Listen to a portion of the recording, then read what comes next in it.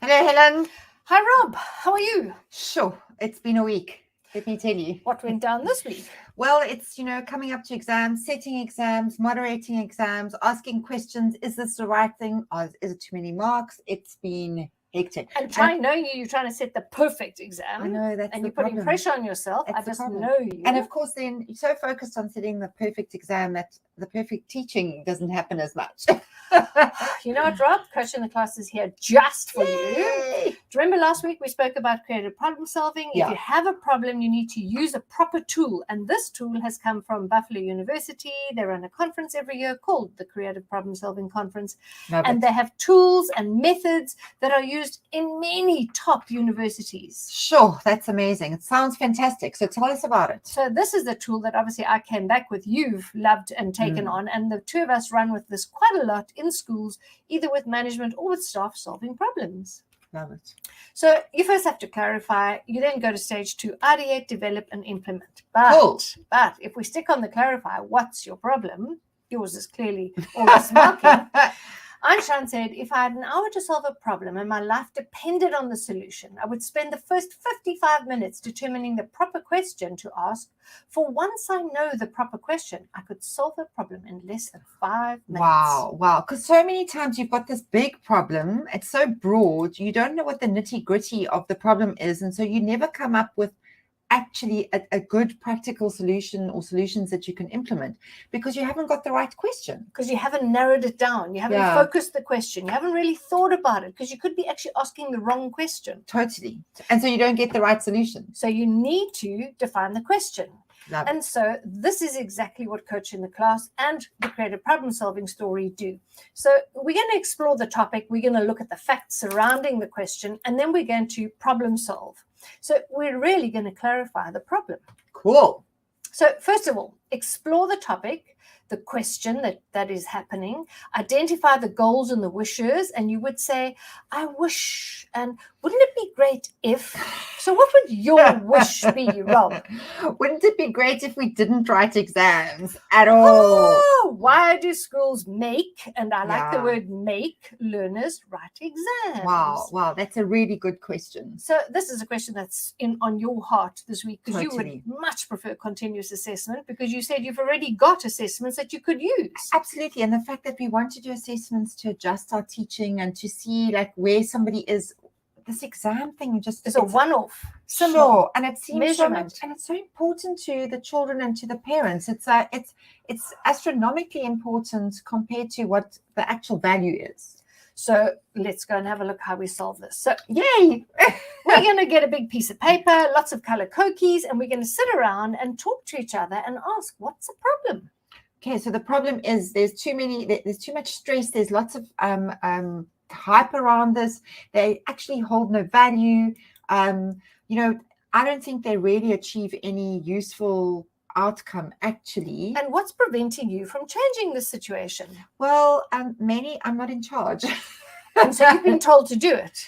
It's what's always been done. Okay. So some of the other questions were, why would you like to do it differently? Well, I'd like to do it differently because I don't believe in the stress and the strain and the importance put on them. I think the learning is more important than the outcome. And are your friends dealing with the same problem? Absolutely. It's so interesting chatting to the other staff members and even at other schools who are facing the same challenges, also questioning the value of exams, but feeling like they don't really have a choice. Well, this is this voiceless management, the Department of Basic Education, where we don't really have a channel of communication. Well, what's super interesting is that actually the Department of Education doesn't require us to do exams mid-year. They just want formal assessments. So you could be doing continuous assessments. Yeah. So why do schools make us do? Because we've always done it that way. And, if we don't don't change. And also if we don't do exams, in grade 4, 5, and 6, then they're not going to know how to do matric exams. Oh, I see. They need, 8 years, 7? I don't know. They need a lot of training, even though we don't train them to write exams. We just throw them in the shark tank. Diverged, and we've put all these things out. So why wouldn't it be great if there were no exams? Then someone would say, I wish that we could we could assess learners in any way that we thought was appropriate. I wish that there was more positive, that this was a more positive process.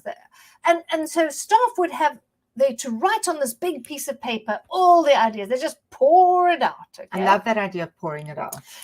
And then we got to converge. So the 3 I's are, is it important? So you go around, once you've like just said anything and you have not judged what's being said. Okay, and just got as many ideas as you can down. The paper must be full. And then, is what's the most important here? Pick out some important things. Do you have influence over things on here? Okay. And are there any sort of like new ideas? We're always gunning for novel, fresh approach. Wild ideas. Wilder. So anybody who said wild things, that's cool. Let's pull those out. Okay.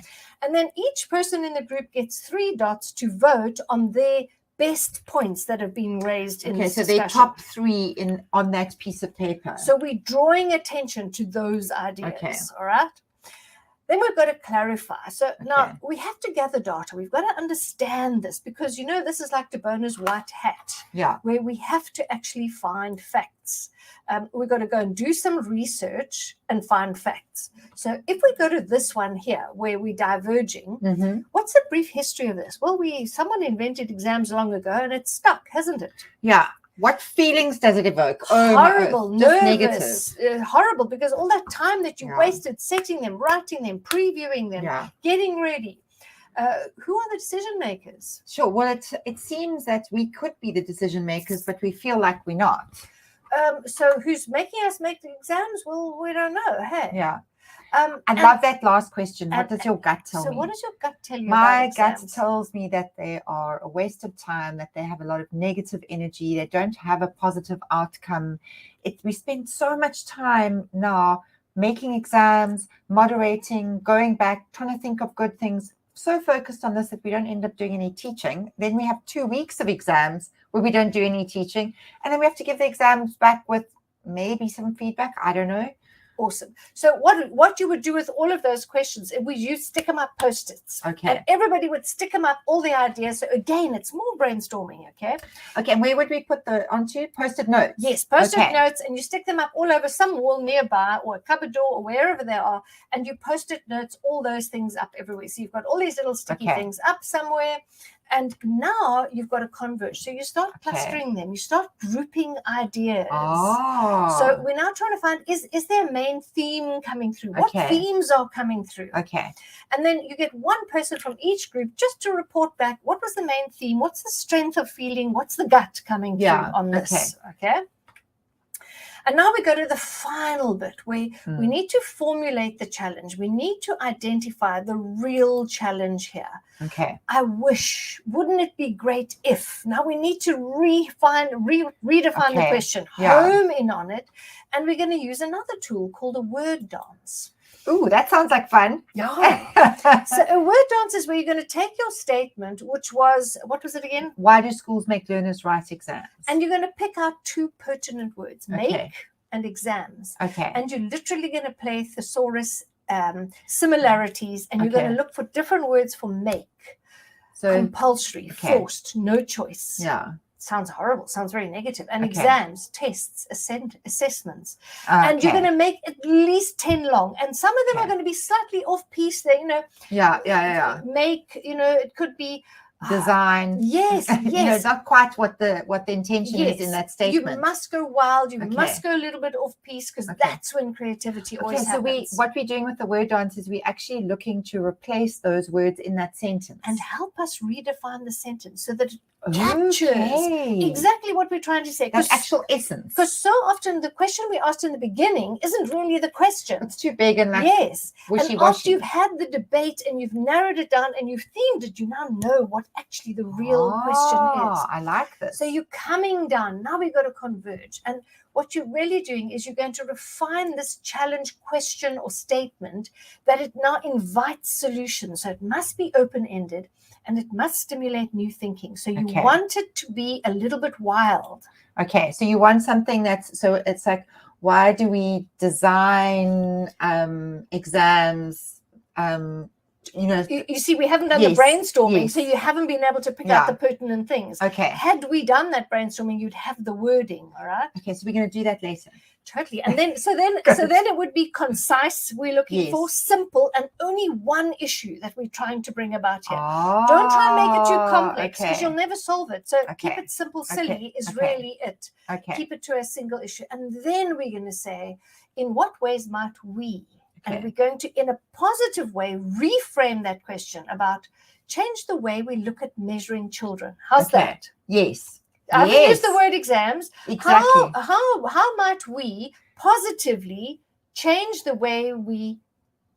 Oh, so we could replace it with multiple words. Totally. And we want to not say have exams. We want to say measure children's... No, not measure their capacity, measure their progress. Yes, their learning, their ability to... Basically to see if they're following what's going on in class. Love it. And then we're going to arrive at the perfectly worded question, how might we... And, blah, blah, blah. And that you'd have to have gone through the process to come to that sentence. I see that. And now all we've done is we've clarified what your problem question is. And once you've got the problem question, Einstein said, you can go to the rest of the process. Okay, so the 55 minutes is this part. So it's the long part. We've done the long part, which has got 3 stages to it. Yeah. Okay. But all the other parts don't have 3 stages. Yeah. And so this is the whole creative problem solving story that we're going to be looking at. I love this. I love the idea that we're actually going to like sift out what the real problem is. From the real people who are part of it. So in your problem solving, if it was management, it might even be some PTA members or senior staff members. You have to have everyone who's concerned around that issue present. Obviously, because they're the stakeholders and the ones that have influence. And so everyone's input comes there, their wording, their language, their gut feel. I love it. And you formulate the question. And next week, we'll start on the ideate because that's another whole process. I'm so excited to find a workable solution to this idea of exams. So Robin and I will have to ideate by ourselves unless you guys can send us some ideas. I love it. That would be awesome. And if you're too shy to go and write it in this doc, go email us, coachintheclass@gmail.com. Tell us what you think about exams. Help us formulate that statement. I'm thinking we could even put our word dance thing into a link into the description box. We could, but most important, help us reword that statement. Yes. Yeah. Help us refine it so that it's an answerable question with positive. I love it. I'm excited for next week. Yay! Have a lovely week. We'll see you next week.